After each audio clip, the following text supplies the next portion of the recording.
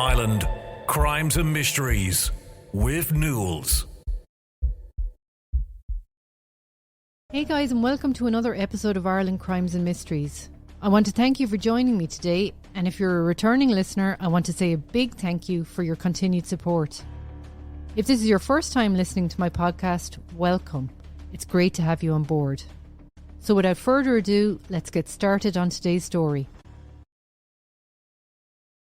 The Golden Vale, stretching across counties Tipperary, Limerick and Cork in Ireland, represents one of the most fertile and productive agricultural landscapes, not just in Ireland, but arguably in Europe.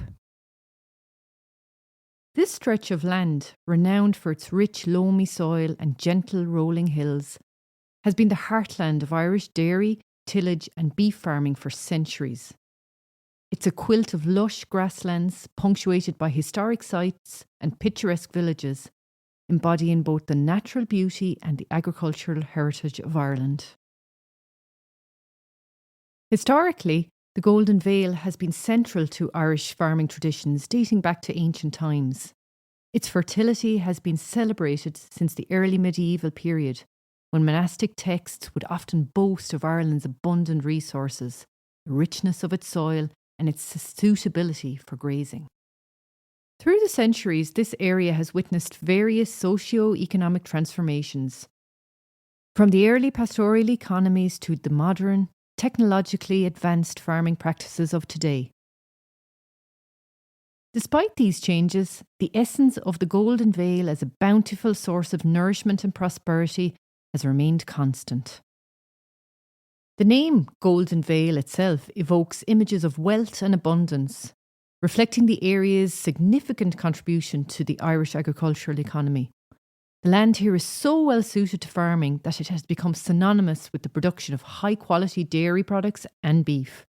The grass that grows in this fertile soil is rich and nutritious, providing an ideal diet for the livestock and resulting in dairy and meat products that are highly prized both domestically and internationally.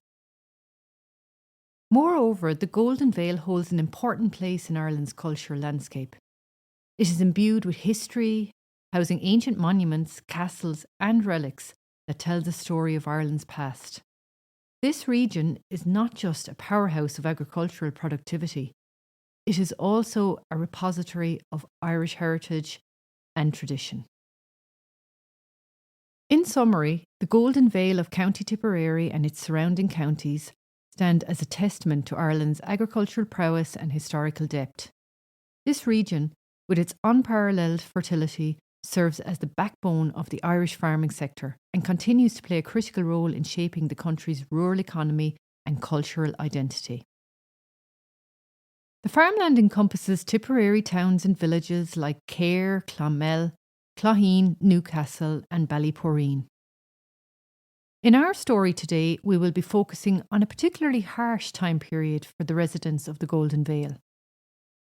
Home to some particularly wealthy farmers who rented large swathes of land, Clogheen in particular back in the 1840s was a tale of two halves. It was home to the wealthy business people and was also a milling centre with 7 flour mills and a brewery in the village. All these mills owned at the time by the Grubb family. The mills were important to the local farmers as the money they made from providing the wheat to grind into flour for export helped to pay the rent for their farm to the local landlords. Lord Lismore of Shanbally Castle, as well as the Earl of Glengall in Cahir, to name but a few. The mills provided a lot of local employment. Clogheen was a thriving place with a local farmers' market and a bustling main street full of businesses like bakers, a pawn shop, blacksmiths, the local butchers, drapers, and several public houses. So all in all, the residents of Clogheen for the most part were doing okay. But amongst all these middle and upper class residents of Clogheen and the surrounding area, in the shadows lurked a darker side. Despite the mills giving good employment, the wages were meagre and a lot of families struggled to survive on them. There were also farmers in the area that could only afford a few acres to rent, and most of the money they made went back into paying that rent, not leaving much to survive on. So the potato was, for a lot of people at the time, the main source of nutrition. The obvious divide between rich and poor would bring unrest as the years progressed. Some smaller farmers even getting thrown off their small areas of land to facilitate the wealthy farmers who wanted to keep expanding. In March of 1842, Clogheen was picked as the place for a new workhouse, which would serve a large area from between the Knockmeal Downs and the Galtee Mountains, including places like Burncourt, Kilbeheny and Ballyporeen, as well as many of the towns and villages I mentioned already. The new workhouse would house 500 people, and the area around Clogheen that this encompassed became known as the Clogheen Union. The general consensus around Clogheen was that they were pleased with the new workhouse, as it would keep the vagrancy levels low. Despite the local larger farmers doing well, there was still a lot of poverty in the area, and it was widely acknowledged that the workhouses would facilitate these people and save them from destitution. In its infancy, the workhouse at Clogheen was ticking along, but never reached an occupancy of 500 people. But as the 1840s rolled on, this would change. The unrest was increasing as more and more small farmers got thrown off their land and prosecuted by landlords for grazing their animals on land previously known as communal lands around the mountains. This conflict would see some woodland and bog areas on Lord Lismore's land burned by those with an axe to grind with him over the privatisation of these lands and the fact that as people in the area starved, the mills continued to export the flour, money rolling in while people in the surrounding areas died from lack of food. In 1846, with tensions at fever pitch, the hungry people in desperation started attacking the carts carrying the flour, which was due for export. Because the attacks had become so frequent, the wealthy in the area lobbied to the government to provide military escorts for the carts in a bid to protect their commodities. So, protected by soldiers, large convoys of flour carts would make their way into Clonmel for the onward journey up the river shore for export. Initially, the attacks continued as the hungry were willing to risk being shot to get food, some believing it to be a more merciful death than to starve. But these attacks became more infrequent as the starving people became weaker and the famine engulfed them. The convoy of carts were able to, at this stage, make their way without the presence of soldiers to protect them. In the midst of all this starvation was a familiar figure in the Clogheen landscape, and the man who our story today centres around, and that was a man named Richard Burke. Having moved there 6 years previous, Richard worked at the local workhouse as the clerk. He would have most likely been in charge of admissions, discharges, and probably the distribution of whatever meagre resources were available to sustain the inmates. His position would have been vital, but also challenging, requiring a level of bureaucratic efficiency and personal resilience. In famine times, the difference between life and death could hinge on the workhouse's management and the decisions its staff made. Decisions that people like Richard Burke would have had been deeply involved in. This made him an influential man about the village. Seen as a relatively minor position pre the famine, his work became more prominent once the Great Hunger took its grip.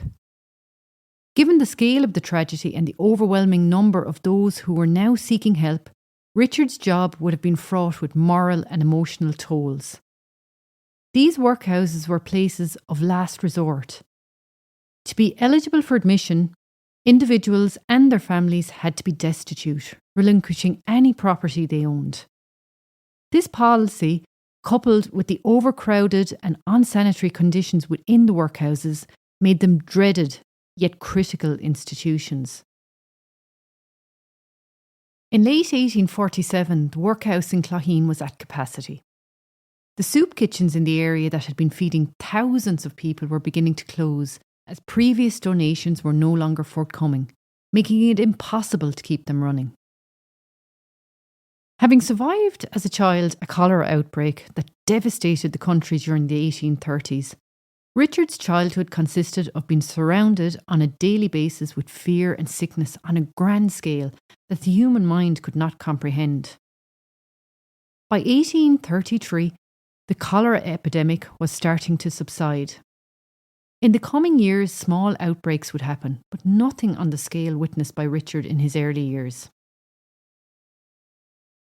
Richard was born into what would be considered at the time a family of note in Cahir, County Tipperary, before he made the move to Clogheen in the early 1840s. His family would not have had the wealth of the local landlords or even the rich farmers, but they had enough to get by, which to a lot of people of that time period made them well off in a sense. On his move to Clogheen, Richard was exposed to more poverty than he had ever been as he took up his role at the workhouse. Initially as the workhouse school teacher on a salary of £15 per annum, a modest salary. He worked his way up the ranks quick enough. After the position of clerk had been filled and vacated twice in quick succession. First by a man named Geoffrey Keating, who left the position in 1843 under a deluge of scandal. He was immediately fired from the post after he was found in a compromising position in the boardroom with a lady called Ellen Cahill. Conduct like this, known at the time as immoral conduct, was severely frowned upon. So Geoffrey was out immediately. Next came a member of the local gentry called Henry Langley. People were surprised that a man of his station had taken the job of clerk, but it didn't last long as he resigned soon after in 1845. By this stage, Richard was 23 and was working as the teacher there a few years now, so he decided to apply for the position. There was talk at the time that his family had some sort of pull to get him the job, but whatever the means, Richard was appointed clerk of the workhouse in 1845. From the get-go, Richard impressed the board with his skill. He took to the role, proved well able for all the challenges that came his way. And in this time period in Irish history, there were many. His role had many hats. He was secretary to the Board of Guardians. This was a voluntary governing body that would meet every week to oversee the running of Clogheen Workhouse. He would take the minutes of the meeting, and as clerk, a lot of the decisions made at these meetings would be implemented by Richard himself. This was a responsible job. He would be in contact with the Poor Law Commissioners. They were in charge of how all the workhouses in Ireland were run. They would ultimately have the final say on everything to do with the running of Clogheen Workhouse and any decisions made by the Board of Guardians, ensuring that the Guardians followed all the guidelines in the 1838 Poor Law. By now, Richard was making £60 per annum, a very decent income for this time period. But his job seemed to be getting harder with each year as the famine took its grip on County Tipperary. And by 1846, hundreds of thousands of people were starving around the county. But to add to this, disease was also spreading like wildfire due to the unsanitary conditions people found themselves in. Typhoid and typhus were everywhere. In Clogheen by 1847, these diseases were spreading rapidly, as well as the starvation that was engulfing its people, and Richard was all too aware of this as he watched the once thriving town disintegrate before his very eyes, as person after person got struck down by the devastating diseases or starvation, or both. The once bustling main street, along with townhouses once full of life, were now deathly silent. There was also the silent threat of the re-emergence of the cholera epidemic that was picking up pace in other countries. But with all that was going on in Ireland, few gave it a second thought that it may reach our shores again. Some would have been lucky enough to have escaped to a foreign land, but not everyone would be so lucky. But for the people in Clogheen Workhouse, a new life in a foreign land was not even in their psyche. The workhouse was at capacity and not really fit for purpose. Richard's job was well paying and should have been a stressful one. But Richard, despite all the devastation, debt and destruction going on around him, was optimistic for his own future. By 1847, he was in a relationship with a local woman named Johanna McGrath, and they would be married that January. She was the daughter of a man named Joseph McGrath, who was a small landlord and businessman in the area. That month of January, Johanna was the only woman to be married in Clogheen, which was highly unusual, as this was normally a month that saw a lot of marriages in the area. But with the current circumstances, wedding nuptials were low on people's agenda, and it was only the entitled that were afforded such a luxury in most cases. Johanna was, after all, marrying a man of significant means in Richard Burke. As I said, Johanna had come from a wealthy family and had been educated. This was very unusual, especially for a woman at this time. She would have been in a very small minority of literate women in the country at the time. Richard and Joanna's lives were in stark contrast to those around them. They were actually thriving financially while others starved. Richard's work at the workhouse had been praised in all quarters and was not going unnoticed by the powers that be. He was given a raise by the end of 1847 and was now bringing in £65 per annum. His job was becoming more difficult as the numbers in the workhouse rose to over 660. But Richard had proved himself capable of working well in stressful situations. And by the spring of 1847, the government had reopened the soup kitchens, which started to take some of the pressure from the workhouses, only to close them again that August, claiming the famine was coming to an end. This, of course, was a lie. The famine was still as bad as ever. It was down to the poor law unions to deal with the starving now, as the government had wiped their hands of the problem.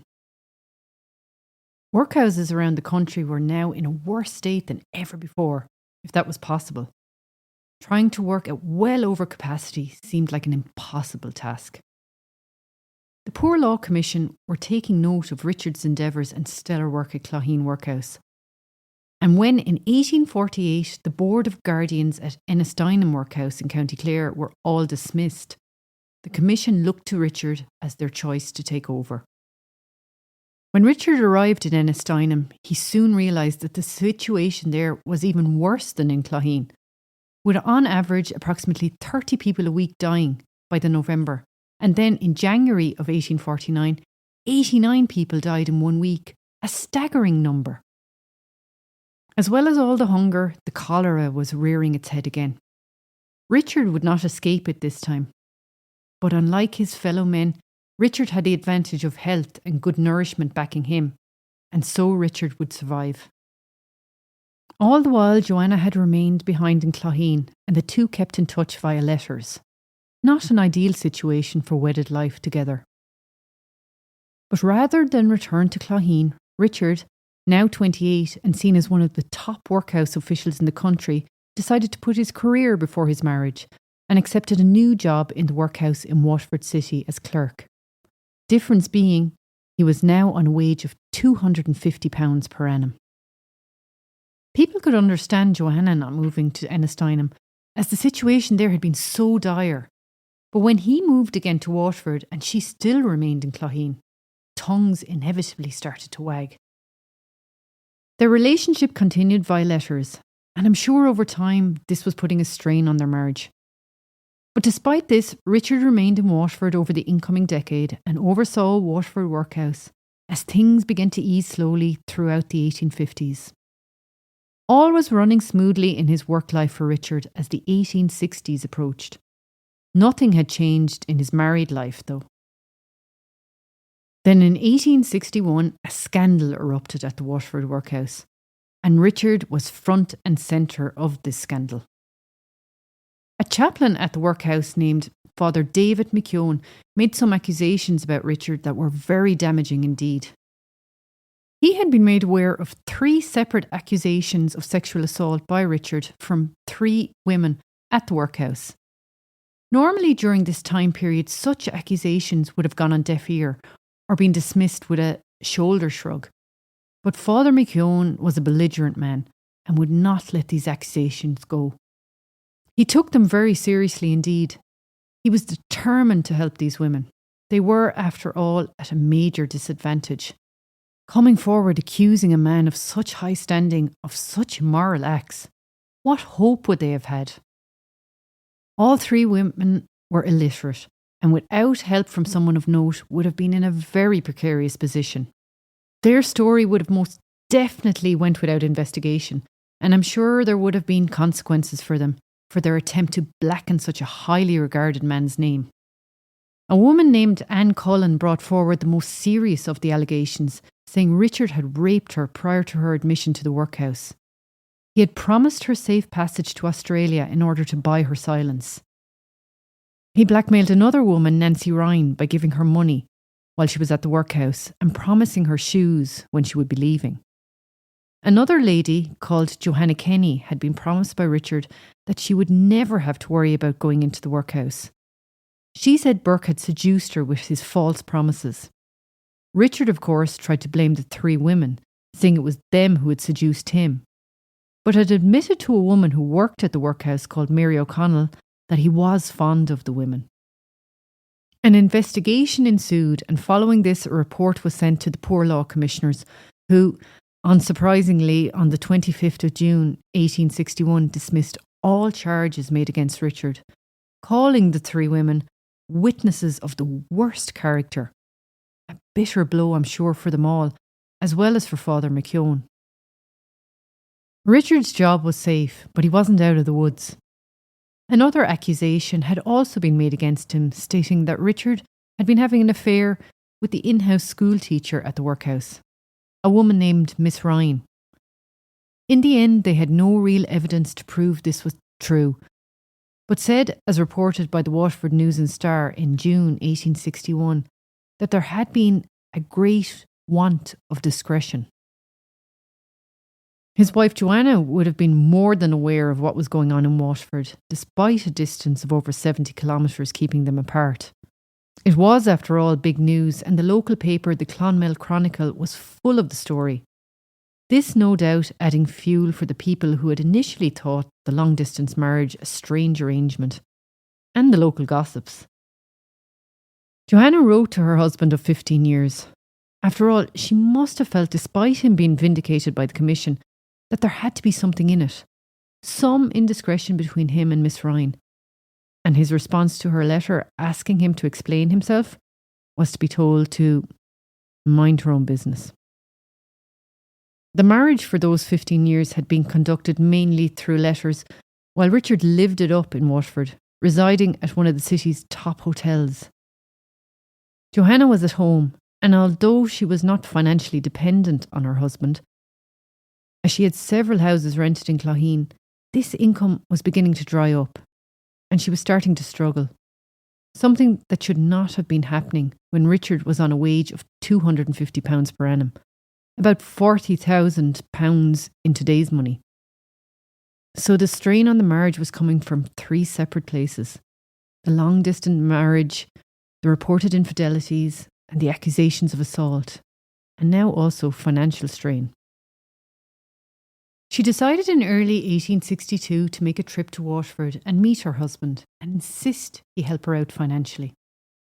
This must not have been received well initially, as over the coming weeks and months their relationship, which had already been on thin ice, seemed to deteriorate even more. And in a time where being Catholic in Ireland meant you could not even contemplate a divorce, the only option left to them was to just live their lives separately. After that meeting in Waterford, there was little to no contact, and Joanna, who had epilepsy, had begun to suffer from poor health. Over that winter period of 1861 to 1862, the silence continued until all of a sudden contact appeared to be restored and the letters back and forth recommenced. Was there a thaw in their strained relationship starting? Richard even promised a very excited Joanna that he would visit her, and she wrote a very enthusiastic letter to him in which she seemed excited at the prospect of his impending visit.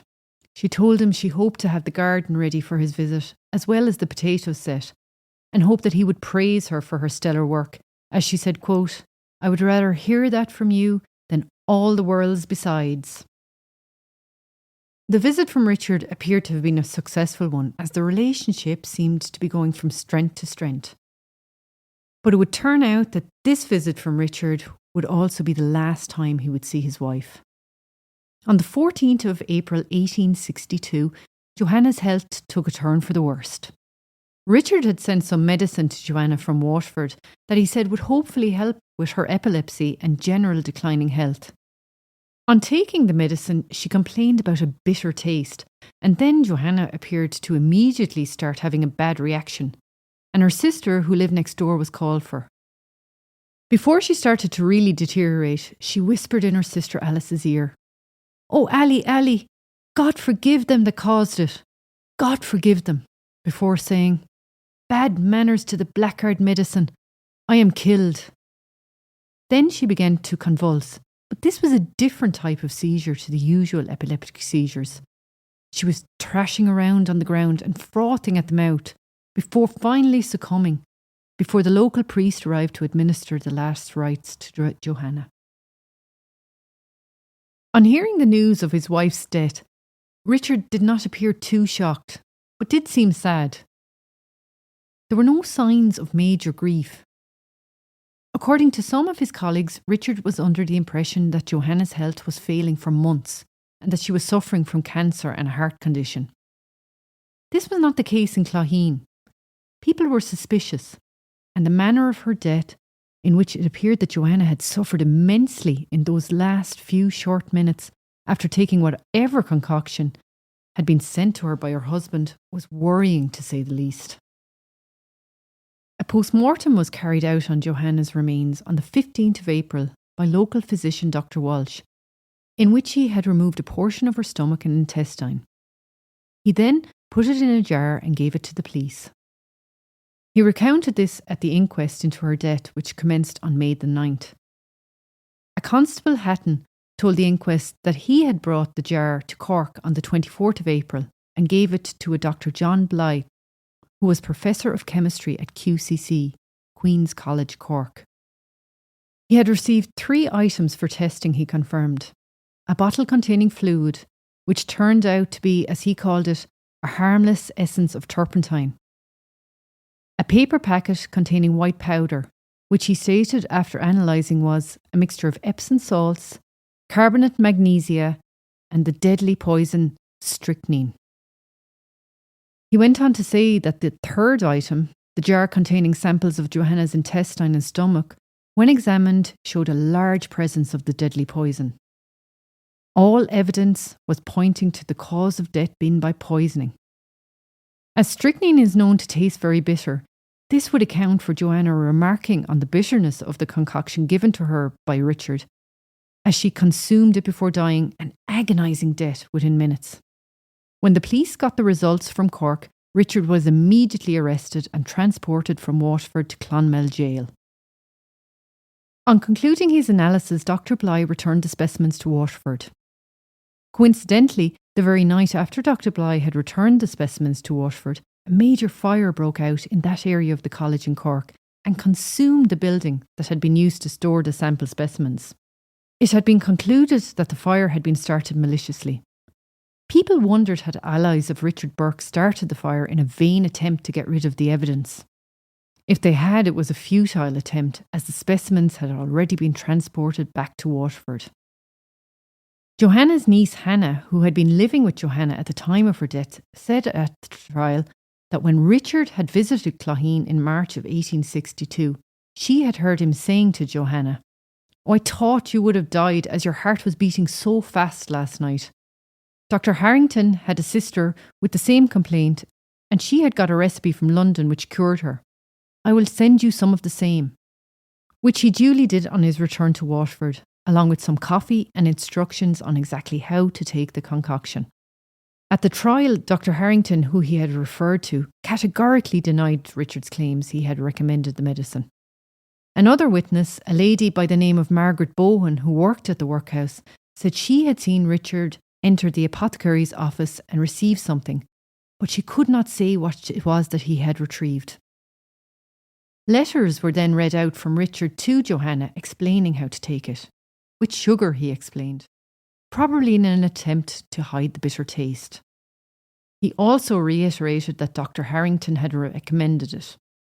Then another letter was read out in which he asked had she taken it, as Dr. Harrington wanted to know. the defence had little to argue back at the overwhelming evidence laid out by the prosecution. They brought forward a few notable people to testify to Richard's good character and outstanding work, but the evidence was undeniable. After all the evidence was heard, the jury retired, and in what seemed like no time at all returned with their verdict. That the deceased, Johanna Burke, came by her death from the effects of strychnine, which she received from her husband, Richard Burke, from Waterford. After giving their verdict, the jury did ask the judge for leniency when handing down his sentence, but this was rejected by him. After donning his black cap, worn by judges who are about to sentence someone to death, he sentenced Richard to be hanged on Monday the 25th of August in front of Clonmel Jail, saying as he handed down the sentence to Richard, "I advise you to consider yourself no longer of this world, and for you to spend the short time you have left here making peace with God." Richard had, prior to being handed down his sentence, begged for mercy. In his statement, which he read from the dock, he said, "Though his poor wife had died from having taken strychnine, he was not guilty. He said he could not explain how it had been administered to her, that it was the result of a mistake. He said he hoped time would clear it up." Richard was returned to Clonmel Jail to await his fate, and went through bouts of depression, anxiety and sobbing in that time. He was attended to by the local parish priest from St. Peter and Paul's parish in the town, who tried to get Richard to come to terms with his fate and ask for heavenly forgiveness. He was also visited at his request by the nuns from the local Sisters of Charity and the local Christian Brothers, who also attempted to calm Richard and help him find peace in his final days. Despite all these visits, Richard never actually confessed and continued to protest his innocence. In a letter he wrote to a friend in Waterford on a Tuesday before his execution, he thanked him for all the support he had been afforded during his trial and again protested his innocence. He said he now looked confidently to heaven for the mercy which he had been refused on earth. He was visited by his brother after his conviction, as well as Johanna's sister, who was with her when she died, but I could not find any account of how that visit went. This was going to be the first execution in Clonmel since 1849, and one of the last public executions in the country. Because it had been such a long time since anyone had been executed at Clonmel Jail, the trap on the gallows, which stood out at the front of the jail, had become rusty and stiff, and so had to be overhauled in preparation for Richard's hanging. Several men toiled for days, hidden behind a white cloth, oiling and restoring it so that it would work efficiently. One local observing as they passed the jail the evening before the execution, "Shortly before midnight, as I passed by the jail, I could see a light gleaming behind the screen. Then I saw a hand adjusting the rope, which, with the fatal noose at the end, was soon swinging in the night air. I could hear sounds of hammering and bolts and bars being put to and fro, after which all was dark and silent." As the morning of the 25th rolled around, the town was abuzz with activity as people milled in to witness this historic event. Some supporters, some opponents, but most just there out of curiosity. The execution itself was scheduled to take place at midday, with, according to records, some 800 to 900 people in the streets, including members of the constabulary from neighbouring towns called in to help control the crowds. Father Walsh and Phelan visited Richard that morning in his cell, and he appeared calm, resigned to his fate.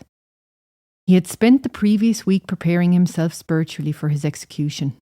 He slept little and ate sparingly, but prayed a lot and spoke with the clergy every day. Some days he was actually more upbeat, but never discussed the crime of which he was accused. The Sunday night before his execution, Richard did not sleep, but spent the night praying. He was also prayed for at all the local Sunday masses, both Catholic and Protestant, that day. At 3:30 p.m. on the Sunday, the executioner arrived in Clonmel by train and was transported to the jail in a covered car. Whispers as to who the executioner was spread around the town, some saying he was a local, while others speculated he was from England. On the Monday morning, Mass was said in Richard's cell. After Mass, the executioner came to his cell and Richard willingly and without a fight stood up to give his hands to be tied. Before he did, he shook hands with the governor of the jail, a Mr. F. Grubb, and the constables who had cared for him since his conviction. He thanked them for their kindness and bid them farewell before the executioner tied his hands and placed the white cap over his face. He was then led up the passageway that went to the gallows, supported by the local clergy and the prison doctor. The executioner walked out first to a hushed crowd and checked the gallows before Richard was led out. He was dressed in a black frock coat, black vest and grey trousers, with a large crucifix which had been blessed by the Pope on his person. Once placed on the gallows, one final prayer was said for the repose of his soul, which he earnestly participated in, along with the assembled crowd. On finishing the prayer, the priests gave one final parting whisper of consolation to Richard before moving away from the trap. And within seconds, the trap was released and Richard was sent to the next world, witnessed by a massive crowd. According to records, Richard died easy. After a few convulsive movements of the feet and arms, his body went limp. After being left hang there for a half an hour, his body was then removed by 2 inmates of the jail called Liberty Men and given a quick burial on the grounds of the jail. And with that, Richard ceased to exist in this world. He left no written statement, nor did he at any stage say he was guilty.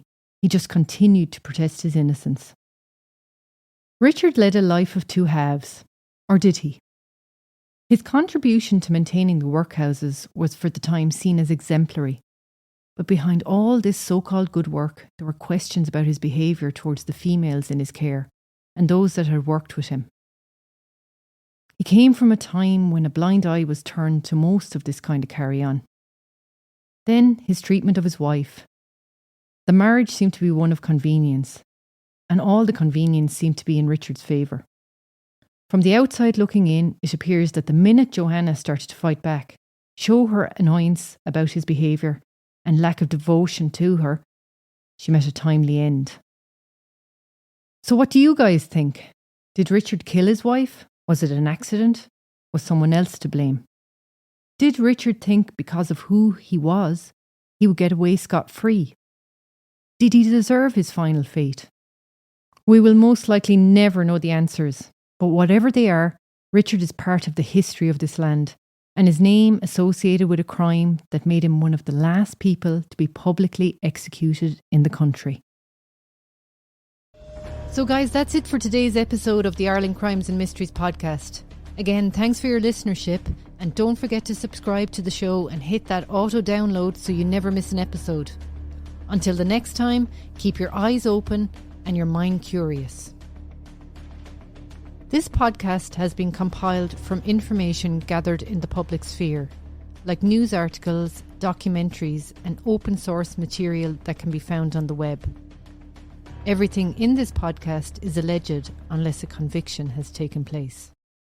You've been listening to Ireland Crimes and Mysteries. Join Nools for another episode, coming real soon. And keep up to date by following our social media sites, our YouTube channel, and our website, irelandcrimesandmysteries.ie.